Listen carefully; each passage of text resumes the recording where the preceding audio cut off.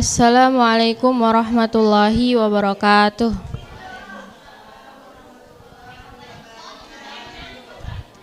A'udzu billahi minasy syaithanir rajim. Bismillahirrahmanirrahim. Alam nashrah laka sadrak wa wada'na anka wizrak alladzi anqadha dhahrak wa rafa'na laka dhikrak fa inna ma'al usri yusra inna ma'al usri yusra fa idza faraghta fansab wa ila rabbika farghab. Shadaqallahul azim. Bismillahirrahmanirrahim. Assalamualaikum warahmatullahi wabarakatuh. Waalaikumsalam warahmatullahi wabarakatuh. Alhamdulillahirabbil alamin, wassalatu wassalamu ala asrofil anbiya'i wa mursalin wa ala alihi wa ashabihi ajmain, amma ba'du. Mari bersama-sama kita panjatkan puji syukur atas kehadirat Allah Subhanahu wa taala yang telah melimpahkan rahmat serta karunia-Nya sehingga pada pagi hari ini kita bisa kembali bersilaturahmi di acara ngopi, ngobrol perkara ilmu. Ngopi yuk.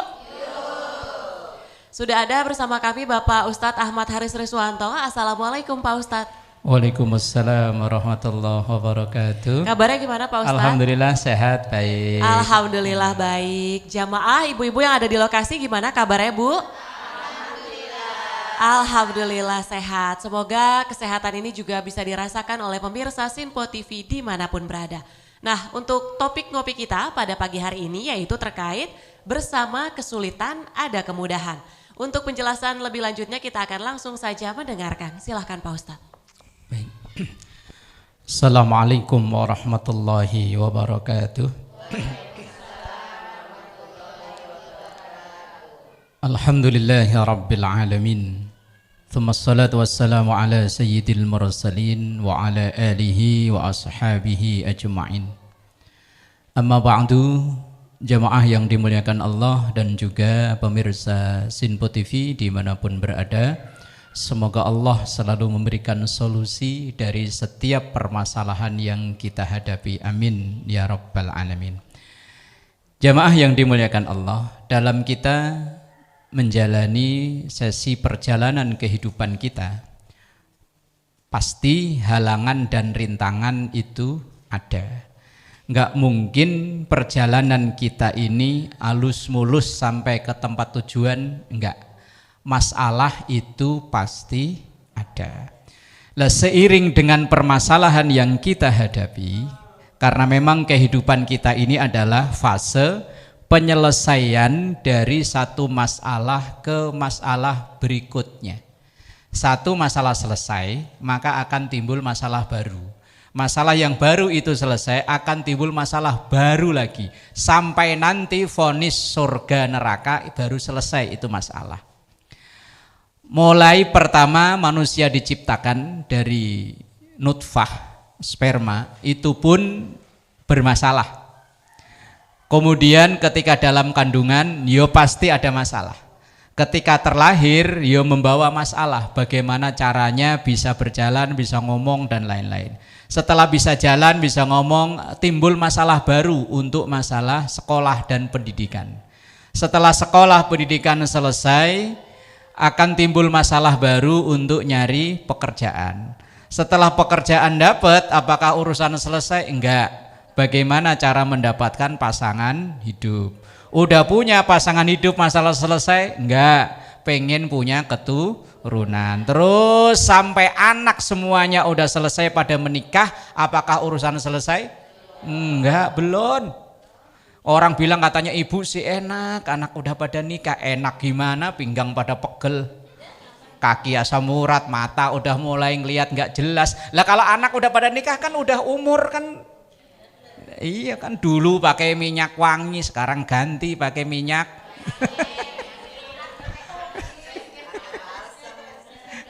Lah iya, masalah itu nggak akan pernah selesai. Begitu anak-anak udah pada nikah semua selesai, ganti dengan masalah dengan kesehatannya. Masalah kesehatan udah nggak bisa diatasi, akhirnya disamrin sama Israel. Inna lillahi wa inna ilaihi. Apakah masalah selesai? Belum. Orang ngira kalau mati urusan selesai, maka ketika orang terlalu banyak masalah akhirnya ngambil jalan pintas, kemudian dia bunuh diri, masalah selesai? Enggak, justru malah makin berat, makin berat, makin berat. Nah, kita ini akan terdewasakan, kita ini akan terbangun menjadi pribadi yang kuat ketika masalah yang kita hadapi bisa kita selesaikan dengan baik. Para nabi dan rasul itu ada yang spesial istimewa, yaitu 5 nabi yang istimewa atau yang disebut dengan ulul azmi. Siapa namanya? Mimin. Muhammad. Kan M pertama Muhammad, I Isa, M kedua Musa, I Ibrahim, N Nuh alias gampang ingetnya Mimin. Musa, Isa, Musa, Ibrahim, Nuh. Kenapa 5 nabi ini memperoleh istimewa dengan disebut ulul azmi? Karena persoalan kesulitan yang dia hadapi jauh lebih berat dibanding dengan nabi-nabi yang lain. Lah begitupun kita yang sering menyelesaikan masalah yang menurut orang lain kayaknya nggak bisa terselesaikan, ternyata bisa. Kita menghadapi persoalan lagi di kemudian hari akan udah terlatih. Anak yang dari kecil udah dilatih mandiri oleh orang tuanya, walaupun tinggal serumah, tapi dia dilatih mandiri, maka anak ini akan lebih kuat dibanding dengan anak yang biasa dilayani. Kan ada anak yang biasa dilayani kan ya, Mak mau sekolah, ya udah ayo saya mandiin. Bajunya mana? Dipakein. Sarapan disuapin. Sampai gede kok anak masih dilayani, anak ini nggak akan bisa mandiri. Suatu saat orang tuanya nggak ada atau hidup terpisah dengan orang tuanya, pusing. Akan bentar lagi, Ma. Tapi kalau anak yang bisa dilatih mandiri, mulai ia bisa mandi, sana mandi. Tuh bajunya, coba pakai, Mama liatin. Mama di PR, Mak ada PR, ayo kerjain, Mama tungguin. Lah daripada, dah sini PR-nya mana? Kita yang ngerjain. Anak akan ngandelin emaknya. Maka ketika nanti dia punya masalah dengan temennya di sekolah, di pengajian, dia akan pulang, Ma, itu. Lah dasar emaknya juga manjain anak, siapa? Langsung dasternya diangkat. Siapa? Bahaya. Nah, kehidupan kita itu adalah seri penyelesaian dari satu masalah ke masalah berikutnya.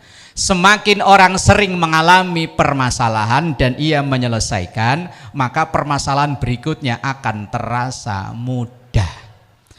Orang yang terbiasa makan seadanya, kok dia nanti dewasa kehidupannya mohon maaf pas-pasan, ia akan biasa, udah kaget, udah sering. Tapi kalau orang biasa dimanja, begitu ia berumah tangga ternyata ekonominya kurang bagus, ia akan ngeluh, makan kok gini, padahal di rumah mak makannya ini kok gini. Bukan orang yang hebat. Orang yang hebat adalah orang yang terbiasa menyelesaikan dari satu masalah kemudian untuk menyelesaikan ke masalah berikutnya.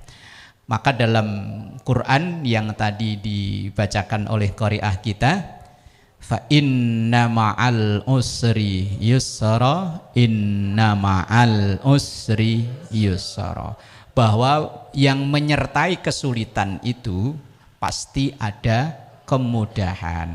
Kita akan menikmati kemudahan setelah menyelesaikan kesulitan. Insya Allah untuk kelanjutannya di segmen berikutnya. Wallahu a'lam bishawab. Baik, terima kasih Pak Ustadz. Usai jeda kita akan lanjut ngobrolnya terkait dengan bersama kesulitan ada kemudahan. Tetap di Ngopi Yuk.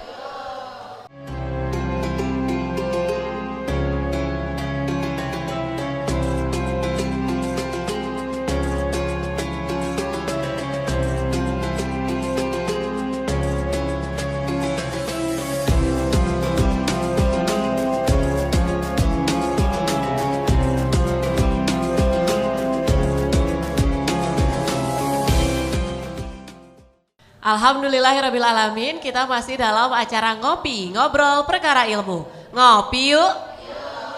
Sebelum kita lanjut ngobrolnya terkait topik ngopi kita akan buka terlebih dahulu untuk sesi tanya jawab untuk 2 orang penanya. Silahkan sebutkan nama dan juga pertanyaannya.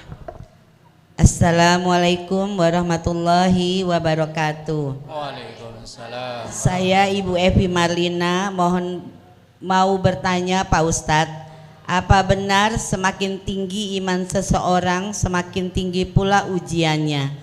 Mohon penjelasannya Pak Ustadz. Terima kasih.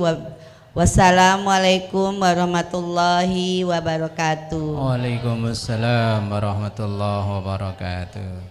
Assalamualaikum warahmatullahi wabarakatuh. Waalaikumsalam warahmatullahi wabarakatuh. Nama saya Sumarni dari Bekasi, ingin bertanya Pak Ustadz, apa sikap seorang muslim dalam menyikapi ujian hidup?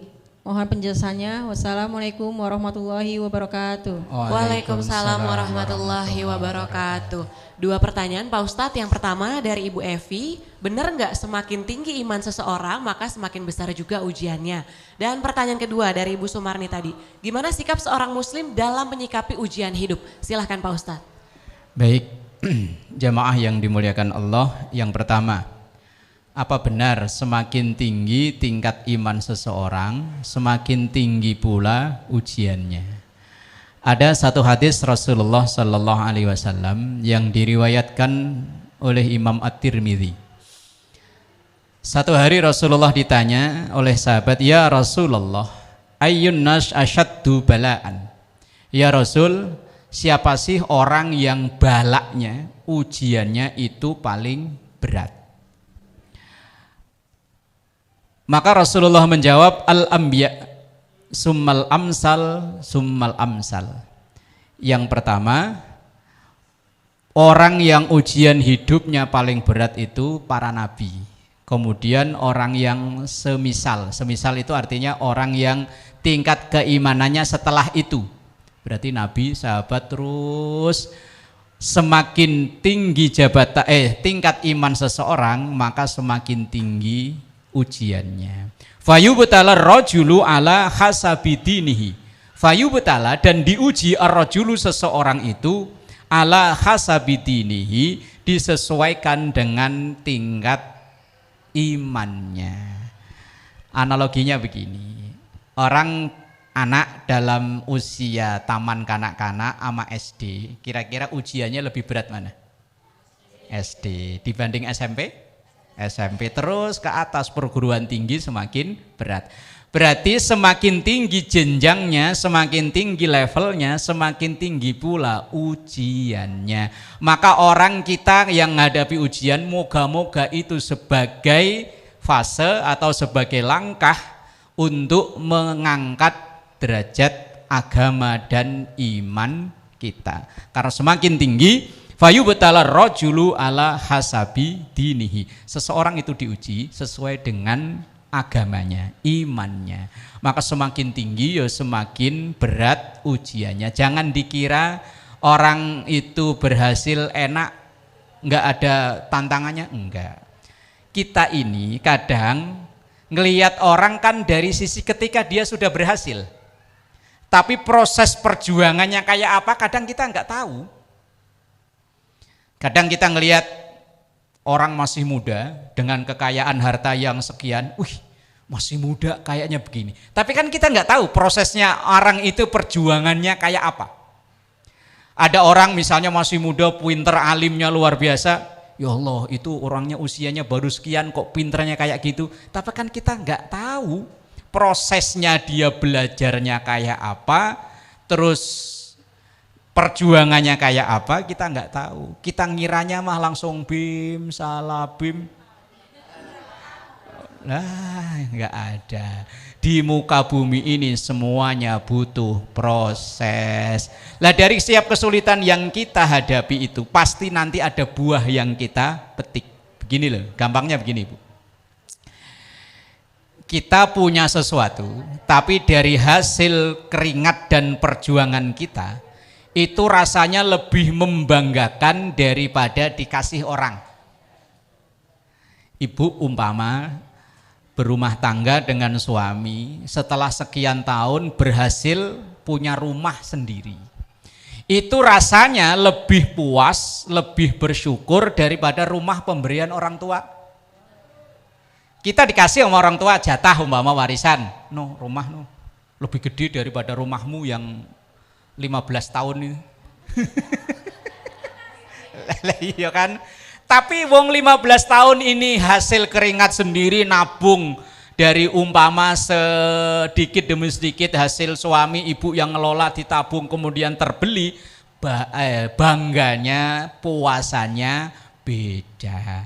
Maka setelah kita mengalami perjuangan ngumpulin duit, kadang mau beli ini ditahan dulu buat ngumpulin supaya beli rumah. Lah ini kan kesulitan kan namanya. Pengen teman-teman pada jalan-jalan enggak ini buat perjuangan anak sekolah. Ini kesulitan yang kita hadapi. Tapi suatu saat nanti kebahagiaan, kepuasan itu pasti akan kita rasakan. Tapi ya tadi, semakin tinggi yang ingin kita raih, maka ujiannya yo semakin berat.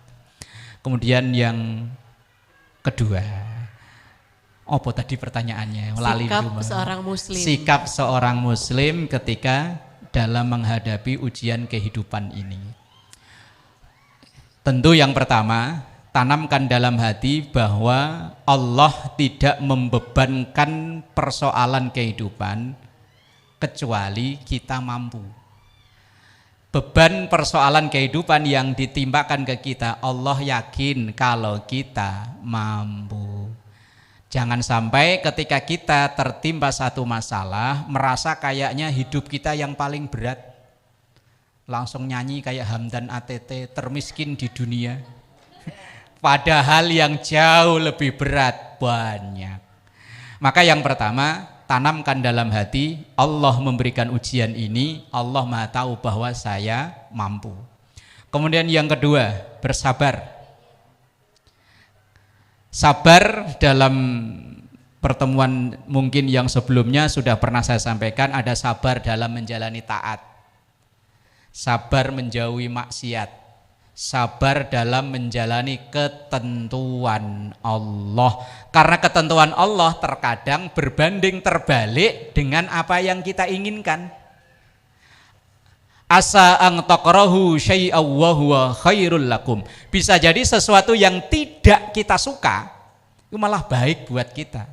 Sebaliknya sesuatu yang kita suka justru malah enggak baik buat kita. Contohlah, ada makanan yang kita demen banget, habis makan dengkul cekot-cekot. Kok sini berat. Padahal makanan itu kita demen ya. Berarti sesuatu yang kita demen bisa jadi malah enggak baik buat kita. Ada sesuatu yang enggak kita suka. Obat, jamu kan enggak ada yang enak ya. Apa ada jamu yang manis seger gitu? Oh, itu mah itu mah buat anak. Ya kalau anak umur 50 tahun masuk minumnya itu. Jamu, obat itu enggak ada yang enak. Lama rata orang itu kalau minum obat kalau bisa mah enggak gitu kan ya. Tapi ternyata itu yang baik buat kita. Begitupun dalam kita menjalani kehidupan. Kalau kita nuruti keinginan kita lah jam segini ini loh. Enaknya kan rebahan. Sambil scroll medsos ini ya. Enak ya, sebelahnya ada teh manis, ada gorengan, enak. Lah kenapa harus ngumpul di sini? Lah iya, ini dalam rangka ini perjuangan. Perjuangan bahwa ini kesulitan capek-capek kita dari rumah ngumpul di mari, di gini nih. Lah kalau nuruti keinginan, nafsu, ya enggak gitu. Tapi tadi Di balik kesulitan yang kita jalani pasti ada kemudahan di masa yang akan datang. Wallahu a'lam. Baik, terima kasih Pak Ustadz. Tadi 2 pertanyaannya sudah terjawab. Nanti kita akan lanjut ngobrolnya, tetap di Ngopi Yuk.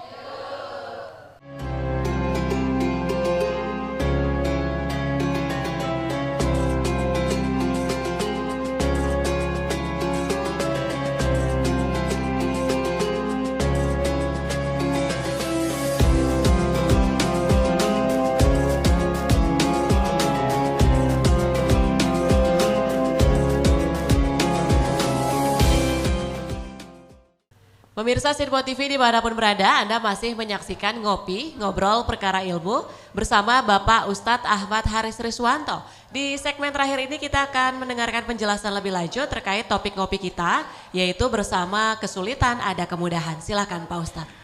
Baik, jamaah yang dimuliakan Allah dan juga pemirsa Sinpo TV dimanapun berada, bahwa kehidupan kita ini adalah penyelesaian dari satu masalah ke masalah berikutnya. Setiap kita merasakan kesulitan dalam menyelesaikan masalah itu, maka di kemudian hari ketika kita tertimpa masalah akan merasa mudah karena terbiasa untuk menyelesaikan masalah.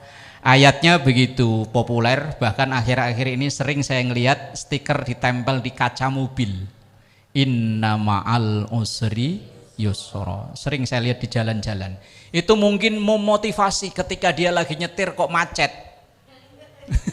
Ketika lagi nyetir bannya kempes, ketika nyetir kok mesinnya lagi trouble, mungkin menyemangati. Ini kesulitan, suatu saat akan ada kemudahan. Lah, terus bagaimana sikap kita? Tadi melanjutkan pertanyaan dari ibu yang kedua tadi. Sikap kita sebagai seorang muslim menghadapi ini, wong ini nggak mungkin kita hindarkan selama belum turun vonis surga dan neraka, persoalan akan selalu ada. Yang pertama tadi yakin bahwa ini dari Allah, dan yang dari Allah, Allah Maha tahu kapasitas dan kemampuan kita. Yang kedua bersabar bahwa ketentuan Allah walaupun sekarang kelihatannya nggak baik, tapi suatu saat bisa dianggap baik. Dulu pernah ada cerita orang nyalon anggota dewan setelah habis ratusan juta, ia marah semarah-marahnya, tim sesnya dimarahin semua. Tapi setelah 2 tahun dari pencoblosan itu ngelihat temen seangkatannya dikandangin KPK pakai baju oranye, dia langsung alhamdulillah. Coba kalau seandainya saya jadi, pasti kena nih itu. Saat itu dia marah, nggak terima dengan keadaan yang nggak terpilih. Sementara udah mengeluarkan duit banyak untuk biaya kampanye. Tapi begitu ngelihat teman-temannya dikandangin, alhamdulillah. Mungkin kita juga pernah merasakan begitu. Kita sangat mengidam-idamkan pengen berada di posisi itu. Tapi ternyata gagal, kemudian dalam kegagalan itu kita marah, tapi setelah seiring berjalannya waktu, alhamdulillah, coba kalau saya tetap di sana, pasti nggak begini. Kadang kita kalau ngelihat di medsos ada orang bercerita diberhentikan dari tempat kerja, di PHK. Saat itu dia bingung, pusing, nggak karuan, sementara udah punya anak. Karena saking pusingnya nyari kerjaan susah, akhirnya memulai usaha kecil-kecilan. Entah mungkin bikin singkong diapain kayak gitu, dimodif-modif. Yang kayak sekarang ini, nama modifannya aneh-aneh. Ya wis boh. Awalnya kayaknya sepele, begitu ditekuni istiqomah, nyatanya malah dia bisa buka cabang, akhirnya karyawannya malah banyak. Coba dulu kalau dia enggak di PHK, tetap jadi kuli. Begitu di PHK berubah menjadi pengusaha. Artinya ujian Allah itu saat ini mungkin sulit, tapi kemudian pasti ada kemudahan. Kemudian tapi ini berat, Bu. Bersyukur. Loh, saat diuji kok syukur kayak abot ya. Nah ya. Alhamdulillah. Umpama usahanya bangkrut, gimana Bu usahanya? Alhamdulillah dikasih bangkrut. Kok kayaknya kok abot ya? Iya, alhamdulillah kok dikasih bangkrut. Lebih bisa jadi ketika usaha ini dia mengalami kegagalan alias bangkrut, mungkin Allah menghendaki ia pindah ke usaha lain.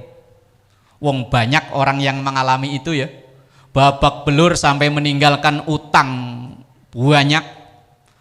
Tapi dalam kondisi seperti itu dia, alhamdulillah, ternyata Allah mengistirahatkan saya dari kesibukan ini. Ternyata Allah menghendaki pindah ke kesibukan yang lain yang lebih berkah dan manfaat untuk dirinya dan keluarganya dan agamanya. Tapi menghadapi begini kan ya nggak mudah ya. Apalagi mohon maaf, udah kita bela-belain, kita perjuangkan mati-matian, ternyata hasilnya zong. Kadang sakit hati, marah, kadang sampai Allah disalahin, putus asa, Allah sampai disalahin malah kok. Ini gimana sih ya Allah? Si Onono sholat enggak, ngaji enggak, kok usahanya lancar. Lah saya waqiah sudah, duha udah, tahajud udah, lah kok seret. Ini kadang, maka kita perlu menata mindset kita, pola pikir kita, bahwa segala yang kita hadapi ini adalah ujian Allah, dan Allah pasti akan memasukkan kemudahan-kemudahan dalam kesulitan dan ujian yang kita hadapi. Wallahu a'lam bishawab. Baik, terima kasih Pak Ustadz. Semoga topik ngopi kita pada pagi hari ini bisa bermanfaat bagi seluruh pemirsa Sinpo TV dimanapun berada. Saya Tiara Dianti mewakili kerabat kerja yang bertugas, pamit undur diri. Terima kasih. Wassalamualaikum warahmatullahi wabarakatuh. Waalaikumsalam warahmatullahi wabarakatuh. Nastaghfirullahaladzim lakal ma'bud ya dzal jalali wal ikram. Bismillahirrahmanirrahim. Alhamdulillahi rabbil alamin. Allahumma inna nas'alukal huda wat tuqa wal afafa wal ghina. Rabbana atina fid dunya hasanah wa fil akhirati hasanah wa qina adzaban nar. Sallallahu ala sayyidina Muhammad wa ala alihi wa sahbihi wa sallam. Walhamdulillahi rabbil alamin. Wassalamualaikum warahmatullahi wabarakatuh. Salatullah salamullah ala taha rasulillah. Salatullah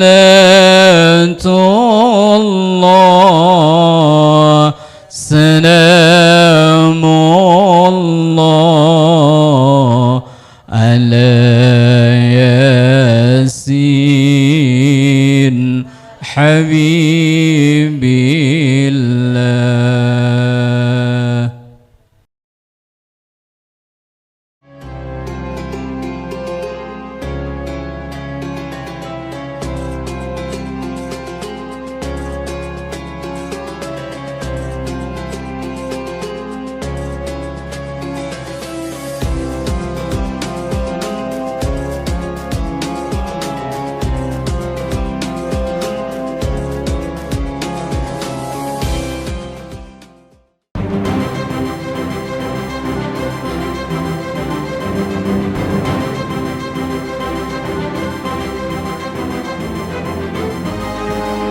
Simpo TV, News, Sport, Entertainment.